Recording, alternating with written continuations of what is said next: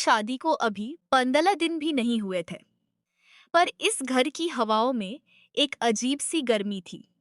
मेरे पति समर शहर के एक बड़े होटल के मैनेजर थे और अक्सर रात की शिफ्ट में काम करते थे।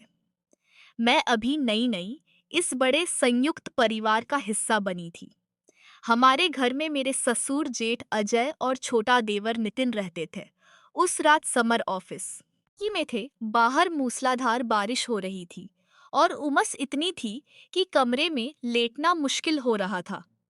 आधी रात के करीब जब मुझे प्यास लगी तो मैं पतला सा नाइटी गाउन पहनकर किचन की ओर बढ़ी। पूरा घर अंधेरे में था, लेकिन जैसे ही मैं जेठानी पूनम के कमरे के पास से गुजरी मुझे अंदर से कुछ भारी सांसों और जिस्मों के चिल्लाने की आवाजें सुनाई दी। मुझे हैरानी हुई क्योंकि जेठ जी तो बिजनेस टूर पर गए हुए थे। जिज्ञासा और उत्तेजना के बीच मैंने धीरे से दरवाजे की दरार से झांका। कमरे में मंद रोशनी थी। जो नजारा मैंने देखा उसने मेरे शरीर में बिजली सी दौड़ा दी। बिस्तर पर जेठानी जी अकेली नहीं थी। उनके साथ मेरे ससुर जी और देवर इन दोनों ही मौजूद थे। जेठानी जी का बदन पूरी तरह से खुला हुआ था और वे दोनों बारी बारी से उनके जिस्म की प्यास बुझा रहे थे। वह कोई जबरदस्ती नहीं थी, बल्कि पूनम जी खुद उन दोनों के बीच पूरी तरह खोई हुई थी। ससुर जी अपनी उम्र के बावजूद बहुत आक्रामक थे और नितिन उनके साथ पूरी शिद्दत से लगा हुआ था। तो की मर्यादा उस कमरे की चौखट के बाहर दम तोड़ चुकी थी। मेरा गला सूख गया, लेकिन मैं वहां से हट नहीं पा रही थी। मेरे शरीर में भी एक अनजानी सी सिहरन होने लगी थी। तभी नितिन की नजर दरवाजे की दरार पर पड़ी। उसने ससुर जी के कान में कुछ कहा और वे दोनों मुस्कुराने लगे। ससुर जी ने वहीं से आवाज दी, अंदर आ। फिराउस बहू, बाहर प्यासी क्यों खड़ी हो? यानी यहाँ प्यास बुझाने का इंतजाम बहुत अच्छा है। मेरी धड़कनें रुक गई। मैं भागकर अपने कमरे में आई और कुंडी लगा ली। मेरा पूरा शरीर पसीने से तरबतर था और मेरी सांसें तेज चल रही थी।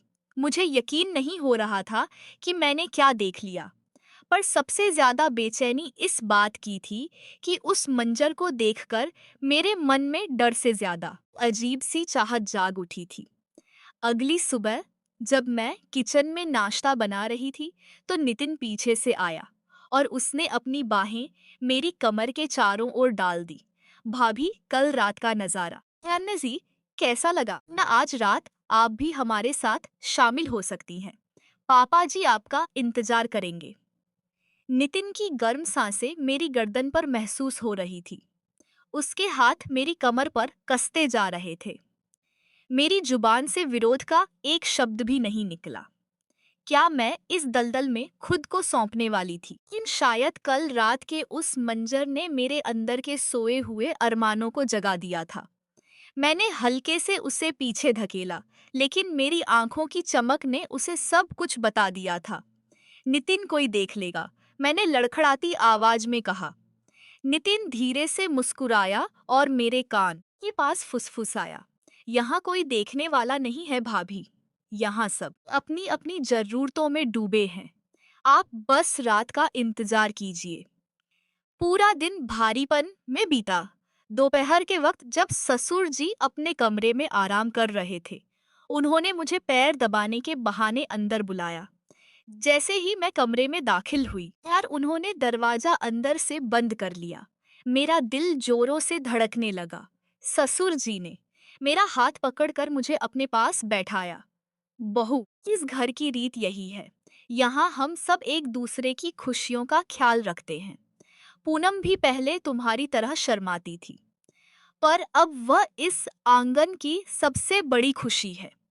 कहते हुए उन्होंने मेरा पल्लू कंधे से नीचे गिरा दिया। उनके हाथों का स्पर्श बुढ़ापे का नहीं, बल्कि एक अनुभवी की हवस का था। रात हुई, समर फिर से नाइट शिफ्ट पर जा चुके थे। घर में एक अजीब सी खामोशी और उत्तेजना छाई थी। तभी मेरे कमरे का दरवाजा धीरे से खुला। नितिन और ससुर जी दोनों अंदर दाखिल हुए। उनके पीछे जेठानी पूनम भी थी, जिनके बदन पर सिर्फ एक झनी सी चैन चादर थी। डरने की जरूरत नहीं है छोटी, आज तुम भी जान हल्की थी जाओगी कि असली सुख क्या होता है। पूनम ने मेरे पास आकर मेरे गाउन की डोरियां खोलनी शुरू कर दी। कमरे की मध्यम रोशनी में हम चारों के जिस्मों की नुमाइश हो रही थी। ससुर जी ने मुझे बिस्तर पर लिटाया और नितिन ने मेरे पैरों की तरफ से अपनी जगह बना ली। पूनम किनारे बैठकर इस मंजर का लुत्फ उठा रही थी और कभी कभी चिरू खुद भी इस खेल में शामिल हो जाती। उस रात रिश्तों की सारी बेड़ियां टूट गई। एक तरफ ससुर जी का अनुभव था और दूसरी तरफ नितिन की जवानी की आग। मेरा शरीर एक लेकिन ऐसे आनंद में डूब रहा था जिसे मैंने समर के साथ कभी महसूस नहीं किया था। लेकिन इस हवस के खेल के बीच मुझे इस बात का अंदाजा नहीं था कि खिड़की के बाहर घेरे में कोई और भी खड़ा था जो इस सब की वीडियो बना रहा था। अगली सुबह मुझे अपने तकिए के नीचे एक लिफाफा मिला। उसमें एक नोट था। बहुत अच्छा खेल खेला रात को। अगर चाहती हो कि यह वीडियो समर और तुम्हारे मायके तक ना पहुंचे हम तो आज रात छत वाले कमरे में अकेले आना। क्या यह कोई ब्लैकमेलर था या घर का ही कोई और इन सदस्य जो अपनी बारी का इंतजार कर रहा था। वह नोट पढ़कर मेरे माथे पर पसीना आ गया। शरीर अभी भी पिछली रात की थकान और उन छुअन के निशानों से तप रहा था, लेकिन अब डर ने उस गर्माहट की जगह ले ली थी। मैंने तुरंत कमरे का दरवाजा बंद किया और सोचने लगी कि वह कौन हो सकता है। घर में ससुर जी, नितिन और पूनम तो खुद उस खेल का हिस्सा थे। तो फिर वीडियो किसने बनाई की कोशिश की। पूरा दिन मैं किसी जिंदा लाश की तरह काम करती रही। पूनम जेठानी जब भी मेरे करीब आती, उनकी आंखों में एक विजय मुस्कान होती, जैसे वे कह रही हो, अब तुम भी हमारी तरह किन इस दलदल की रानी हो। लेकिन मैं उनसे उस नोट के बारे में कुछ ना कह सकी। रात के 11 बजे समर फिर से ड्यूटी पर जा चुके थे। घर के बाकी सदस्य अपने यानी कि कमरों में दुबक चुके थे। मैंने एक गहरी सांस ली और कांपते कदमों से छत वाले उस छोटे से कमरे की ओर बढ़ी। वहां अंधेरा था। बस बाहर से आती हल्की सी रोशनी कमरे के फर्श पर पड़ रही थी। जैसे ही मैंने कदम अंदर रखा कि किसी ने पीछे से दरवाजा बंद कर दिया और मुझे अपनी मजबूत बाहों में भेज लिया। वह है स्पर्श ससुर जी या नितिन का नहीं था। उस जिस्म की महक जानी पहचानी थी तो आ ही गई तुम। वो आवाज सुनकर मेरे होश उड़ गए। वो मेरे जेठ अजय थे।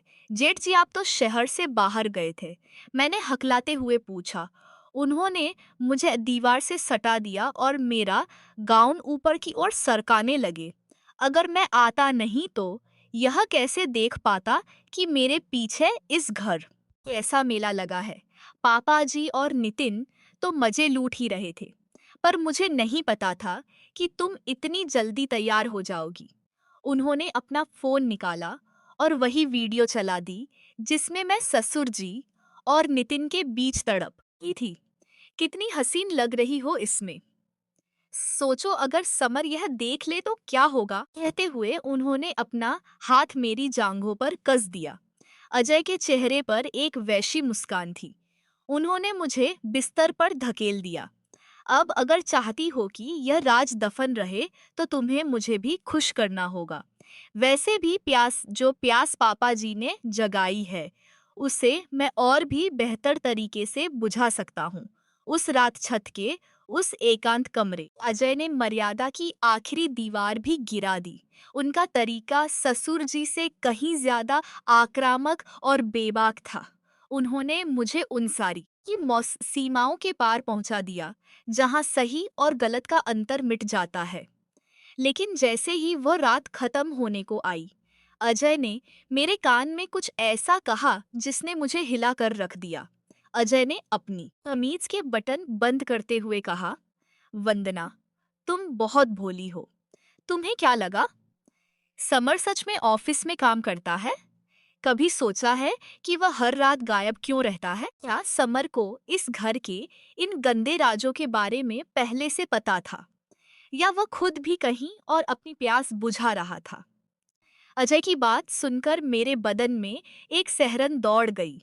समर, लेकिन मेरा पति, जिस पर मैं अब तक इस बात के लिए तरस खा रही थी कि उसे धोखा मिल रहा है, क्या वह भी इस खेल का हिस्सा था? अजय ने एक कुटिल मुस्कान के साथ अपने फोन में एक और फोल्डर खोला। यह देखो, अपनी सहेली और अपनी देवरानी के साथ तुम्हारे सीधे साधे पति के कारनामे। अजय ने वीडियो प्ले किया।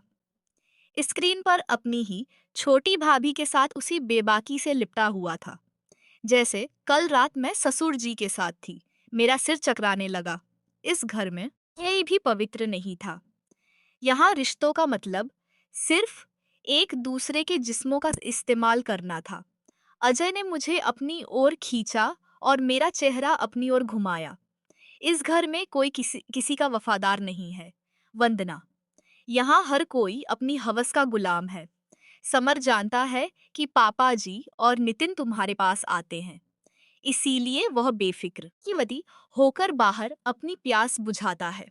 उस रात के बाद मेरे मन से सारा डर निकल गया। जब घर का हर कोना ही मैला था, तो फिर मैं ही क्यों शर्म और मर्यादा का बोझ उठाती। मैंने तय किया कि अब मैं इस खेल को अपने तरीके खेलूंगी।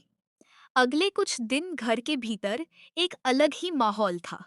दिन में हम सब एक संस्कारी परिवार की तरह इन व्यवहार करते, लेकिन सूरज ढलते ही ये आंगन हवस के अखाड़े में तब्दील हो जाता। अब मैं सिर्फ ससुर जी या नितिन तक सीमित नहीं थी। अजय और यहाँ तक कि कभी कभी समर के घर होने पर हम सब मिलकर एक ऐसी रात बिताते जहाँ रिश्तों के नाम गुम हो जाते थे। पूनम जेठानी और मेरे बीच अब कोई ईर्ष्या नहीं थी, बल्कि हम दोनों फिर इस घर के मर्दों को अपनी उंगलियों पर नचाने लगी थी। हम जानती थी कि उनकी कमजोरी क्या है, लेकिन एक रात जब हम डाइनिंग टेबल पर बैठे थे, ससुर जी ने एक अजीब सी शर्त रख दी। उन्होंने कहा, ने अब हम इस शहर के घर में ऊब चुके हैं। अगले हफ्ते हम सब अपने पुश्तैनी फार्म हाउस चलेंगे। वहाँ कोई पड़ोसी नहीं है, कोई परिवार नहीं है। वहाँ हम एक बड़ा उत्सव मनाएंगे, जिसमें शहर के कुछ और खास दोस्त भी शामिल होंगे। ससुर जी की आंखों में वह चमक देखकर मैं समझ गई कि अब यह खेल सिर्फ परिवार तक सीमित नहीं रहने वाला था। वे हमें किसी और को परोसने की तैयारी कर रहे थे। फार्म हाउस जाने की बात सुनकर पूनम के चेहरे का रंग उड़ गया। इन अकेले में मुझे चेतावनी दी, वंदना वहां मत जाना, वहां से कोई औरत वापस नहीं आती। या तो वो पागल हो जाती है, या फिर क्या, ससुर जी के उस फार्म हाउस में जिस्मों के सौदे का कोई और भी बड़ा और डरावना काला सच छिपा था। पूनम की चेतावनी मेरे कानों में गूंज रही थी, लेकिन अब पीछे हटने का रास्ता बंद हो चुका था। ये फार्म हाउस शहर से काफी दूर घने जंगलों के बीच था। वहां पहुंचते ही ससुर जी के तेवर बदल गए। रात होते ही वहां महंगी गाड़ियां जुटने लगी।